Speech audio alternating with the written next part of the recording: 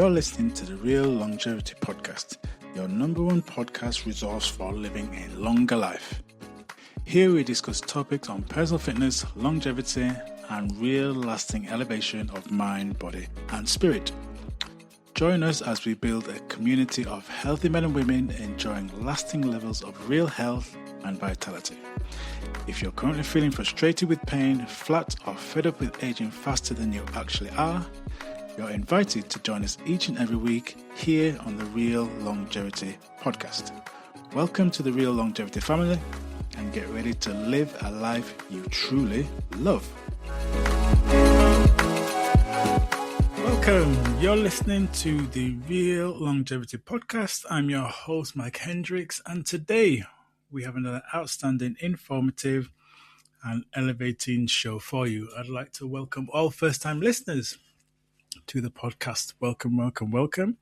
And make sure you stay to the end of the show where I'll be sharing all my social media links and connection links where you can connect with me and the Real Longevity Podcast community. Welcome, welcome, welcome. Thank you for joining me today. I'm excited to share another uplifting, inspiring, and insightful episode with you. Now, we're in 2026. It's February at the time of recording this episode of the Real Longevity Podcast. I'm talking about a big barrier that a lot of people find an issue when it comes to optimizing and achieving their fitness and well-being potential. And it's falling into that all or nothing trap. But the reality is it's 2026 and we've finally moved past that era of no pain, no gain, that sweat till you drop, or at least we should be at least considering that. That's not the message that I share with my clients, especially for those women and men over the age of 50, 60, 70 and older. Doesn't need to be like that. Today we need to focus on longevity. And in order to achieve true longevity, we're talking about focusing on consistency over intensity.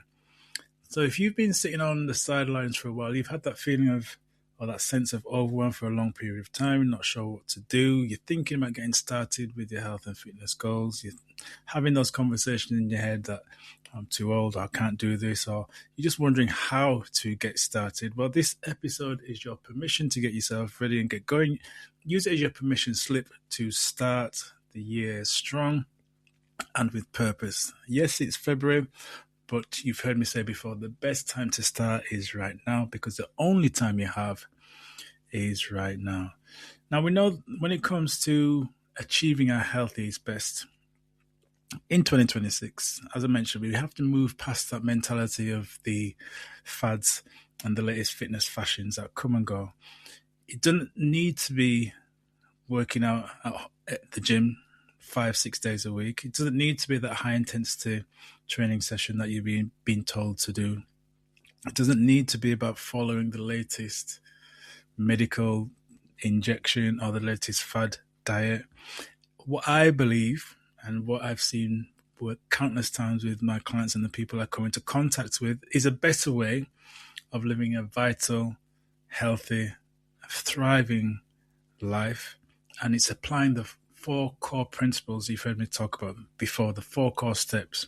So if you're ready to create your own path, live life on your own terms when it comes to living a vital, energized, and long, healthy life, these 4 simple steps may work for you. As I said, I've spoken to many, shared this with many of the clients and people that I work with, and it really helps. And I'm sure if you apply, it will do the same for you. So that's exactly what we're going to talk about today. 4 core principles and how you can start your fitness journey the easy way in 2026. So number 1 is to get crystal clear on what you want your life and your fitness and well-being to look like. As I said before, all too often I've seen it, we get caught up in the latest and greatest fitness fashion. If it's not the ice bath, it's a HIIT training, it's a High Rocks, it's a CrossFit, it's a cardio, it's a latest Les Mills program, it's a step aerobics, it's a Zumba. You get the picture. I could go on and on and on. But point being here is that there is always going to be something new. That's the way the fitness and well-being space evolves, bringing you something that's the latest and greatest. But ask yourself the question, is that latest and greatest help you optimize and live your true fitness and well-being potential? If it is, well, that's maybe something worth exploring. But if it's not, don't do it. Get clear on what it looks like for you. Ask yourself that question. What do I need and what do I want my life and my fitness and well-being to look like moving into 2026 and beyond? Going really, really clear. It doesn't need to be all about ice baths or doing the latest, greatest fashion diet. Find out what works for you. Where are you in your life's journey? Do you want to be able to just be in a position where you can get up and out of a chair more effectively, spend time with your grandkids without feeling tired, going out for walks, doing any sort of aerobics class or bowling or swimming or playing walking football or being able to get around a paddle court? What does it look like for you moving forward? Clearly get that outlined in your mind. And the next thing is try not to get distracted, because the industry will always be telling you something that you have to do. You should be doing this. You should be doing that. If you're not doing this, not doing that. Now, I appreciate what I'm doing here on the Real Longevity Podcast is sharing information that will hopefully inspire and empower you to make better decisions moving forward. But it's all done in a way that's going to hopefully shift your mindset in a positive direction. So you are going to make choices better for you moving forward. So what does it look like? Is it exercising with your friends? Is it doing aqua aerobics? Is it doing Pilates? Is it doing walks in nature? Is it going to play bowling with your friends? Find out what works well for you when it comes to your fitness and your well-being, and start to make steps to apply that. As Paul Chek talks about, you've heard me say this before, what's your one love? What is it that you can really do without any real resistance or any real force? It's more of a flow. And if you can find something that does that for you, you'll be on the right path to achieving your fitness and well-being best and optimizing as best as potential, your health and fitness potential. Now, speaking about optimizing, that's the next step. Optimize. Can you optimize your diary on a daily basis? So when we talk about diary, if you're not someone at the moment who is exercising and doing regular physical activity, what can you do to optimize that moving forward? Can you get up half an hour, 20 minutes earlier and do more physical exercise? Can you get to bed a little bit earlier? Can you make better choices when it comes to your food and your nutrition? Can you start exercising at home? Optimizing what you have and where you are right now, it basically means that you're using your resources as best as possible. You've clearly defined in step one what it is that you want to do. Now can you optimize? As I said, it doesn't mean that you have to join £100 a month gym. You could be doing some simple exercise at home. It doesn't mean you have to go out for runs 4 or 5 days a week. It could be doing some simple stretching and mobility exercises at home. But you have to optimize. You have to get into the mindset of saying, right, this is where I am, or this is where I am right now. I've got access to this, or I can look to improve this. I can do this a little bit better. Let me try doing that. If you think about optimizing and doing step at a time, don't think you have to do it all at the same time. Just step by step. What can I do better this week than what I did last week? If I can do that, that's going to help me make better choices, optimize my lifestyle, optimize my nutrition, optimize my environment in terms of exercise I can be doing, or the food that I have in my house. So I'm not exposing myself to eating poor choice foods. That's going to help me moving forward. So really think about how you can optimize, how you can start to make better choices when it comes to your fitness and your well-being. And your diary as well. Look at your schedule. What can you do in your schedule that's going to really help you so it fits in seamlessly on a daily, weekly, or even monthly basis? So number 2 is to optimize. Number 3, rest and recover. Now ask yourself this question. When was the last time you were deliberate or on purpose when it came to taking time out and resting and recovering your body and your mind? Yeah? Is it something you've done recently? Something you do often? Now, I know for a lot of people that is not the case. They're constantly on this hamster wheel of just go, go, go, go, go, not doing the things that they know they need to do when it comes to taking a bit of time out, taking a bit of a break, getting off that hamster wheel as we're talking about. Now, for a lot of people, they think that it's almost like a badge of honor to be busy, doing things for the grandkids, doing things for the sons and the daughters, doing things extra for the work. But underneath all of that busyness, they're not really doing any sort of investment in their well-being, both physical health and their mental health. So you are being asked this question today. What can I do to rest and recover better? Because we know in terms of the third step, for a lot of people, they're tired and wired and stressed and distressed. So if we just take a step back, think about, I need a bit of a break here. I need down tools. I need to have a little bit of a time out and be honest with yourself. Are you currently wearing that badge of honor of business? Because I know for a lot of people, they do. And they find it difficult to say no to family and friends when they put in a request to help. But we're talking about how you, as an individual, in 2026, can start your fitness and journey the easy way. And we need to take a good long look at this third step and making sure that we do take time out to rest and recover well. Because if we don't, we're just constantly going to be on this hamster wheel, on this treadmill of moving forward. But we're not really making any strides towards our goal.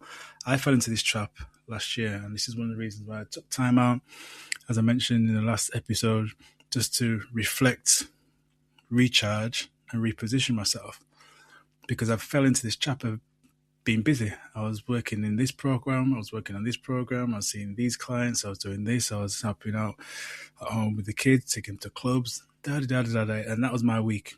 Just constantly moving from place to place to place. And I'm thinking, well, I'm doing a lot here, but what actually am I achieving? And when I answered that question, honestly, it wasn't a huge amount. So this is why I was very deliberate. And I took that time out from August with regards to the podcasts. And I just thought to myself, right, what do I really enjoy doing? Right, I enjoy learning. I enjoy studying. I enjoy teaching Pilates. I enjoy connecting and creating communities with people. All right, then. I've established that's what I want to do. I've become really clear on that. How can I do that? So the next 4 months was looking at crafting ideas, ways, means that's going to help me to do that, because that's what my clarity was. That was my North Star in terms of what I wanted to achieve, what I wanted my life to look like moving into 2026 and beyond. So you have to take that time out, because if I didn't have rested and recovered and reflected, I would probably have been on that hamster wheel still. Being busy, working hard, but not really achieving a huge amount. So be very deliberate when it comes to rest and recovery. And the fourth step is exercise. Now, many people wouldn't think when it comes to achieving their fitness and well-being potential, exercise needs to be at the front, But it's the fourth step in this process, because we have to become clear. We have to learn how to optimize our environment. We have to learn to take time out, because a lot of people, they are tired and wired. And then once they've recovered and replenished and re-energized, then we can look about introducing efficient exercise. And that's the fourth step, exercise efficiently. Yeah. If we can look to exercise efficiently, doing the right blend of cardiovascular exercise, strength exercises, core exercises, posture exercises, and balance and stability exercises, we're not going to be far wrong when it comes to exercising efficiently. I know a lot of people tend to focus on one component, but if we look at all those four components together and collectively, and yes, you may have a preference. For me, I like to do strength conditioning exercise. I like lifting heavy weights. So I'll always have a bias towards that type of exercise. That's something I really enjoy. But I also make sure that I do my cardiovascular exercise, whether that's doing some sprint training or some steady walks. I also make sure I do some mobility exercises. I do that in my Pilates exercises, and I also do some posture exercise, some core exercise as well, which also is incorporated in my Pilates work and my Pilates training as well. So I do have a blend, even though there is a bias towards strength and lifting heavy stuff. So you need to think about how can you exercise efficiently, making sure you do have a blend of cardiovascular development, muscular strength, mobility, flexibility, and core and posture and balance exercises as well. Making sure that you're not leaving yourself short in any of those areas, even though you may have a bias towards one. And it's important, especially as we get older, over the ages of 45, 50, 60, 70 and older, that we make time to get that correct blend, because we know as we get older, we're exposed to certain risks of certain type of conditions, and we can offset those quite dramatically if we're looking to make sure that we incorporate the right blend of those exercises according to where we are and our ability on our fitness and well-being journey. So making sure that we're following step 4, which is being efficient in our exercise. Something I talk to my clients about on my rejuvenation program and the Core Build Accelerator system is efficient exercise. That's step 4.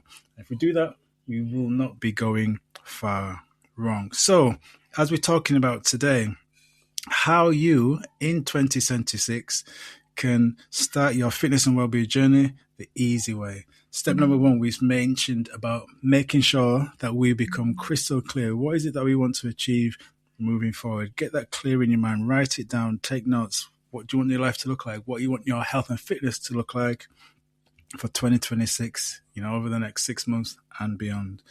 Number 2, optimize. Can you optimize your daily diary, your weekly diary? Can you optimize your environment? Can you start making better choices when it comes to your diet, nutrition, lifestyle? Optimizing where you are. Don't worry about what you don't have. Don't worry about joining that £70, £80, £100 a month gym. If it means starting off right now and doing simple exercise routines at home, that's something I would encourage you to do. 3rd step, are you resting and recovering well? Are you taking time out to be mindful, take time to reflect, have some introspection, understand what it is that you're wanting to do? As I mentioned, for many of us, we are tired and stressed. So be deliberate when it comes to taking time out, making sure you're rested and you're allowing your body to recover well. Can you get to bed an hour earlier? Would that definitely help you? Can you spend a little bit less time on or in front of a screen? Rest and recover well. And then the 4th step is exercise efficiently. What thing can you start to do, introduce into your weekly workout practice that's going to help you to exercise efficiently? We're talking about getting the right blend of cardiovascular exercise, the right blend of strength, muscular strength development exercise, the right blend of core balance exercises, and the right blend of balance stability exercise as well. That's going to help the body to move at its optimum best. And doing that is going to set you up for a long, vital, energized life. So they're my 4 steps on how you, regardless of where you are on your fitness and well-being journey, over the age of 45, 55, 65, 75, or even older, how you can start your fitness journey the easy way in 2026. But I want to know what you think. Do you believe that this is something that you can do? If so, I want you to reach out to me. I'm going to leave all my contact details where you can reach out to me and the Real Longevity Podcast community. You can find me on LinkedIn. You can find me on Facebook. Obviously, you can connect with me direct in my email. I will leave all the connection details in the show notes where you can connect with me, and as we continue to grow the Real Longevity Podcast community, reach out with fellow members of the podcast community as well. All right, so that is it for today. I trust you found today's episode insightful, inspiring, and uplifting. But as I said, let me know. Reach out to me. I'd like to thank you for joining me today. Remember, if you've not done so already, I would love you to leave us a 5-star review and share the podcast with your connections and community. The more people know about the Real Longevity Podcast, the more people that we can help, and the more people will know about how they can begin to live a life full of freedom through fitness, doing it the right way. Okay, thank you for joining me. Remember to join us again next time. Remember, be well, be wise, be cool, be calm, and keep it real. Blessings and chi. Peace.